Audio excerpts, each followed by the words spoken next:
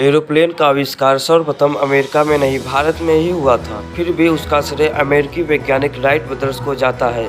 आइए जानते हैं ऐसा क्यों हुआ।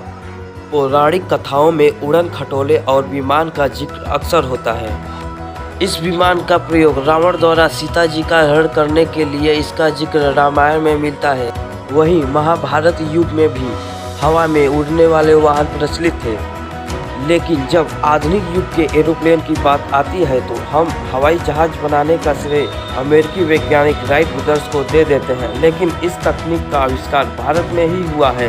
सर्वप्रथम भारत में मुंबई स्थित चौपाटी स्थान से विश्व का सबसे पहला विमान उड़ाया गया।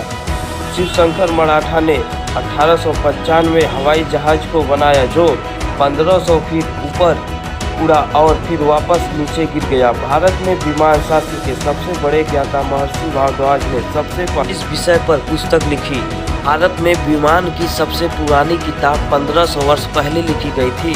महर्षि भारद्वाज की किताब शिवशंकर बापूजी तलपड़े के हाथ लगी थी, जो कि यह एक भारतीय थे और इन्होंने इस पुस्तक के माध्यम से विमान को उड़ाया भी।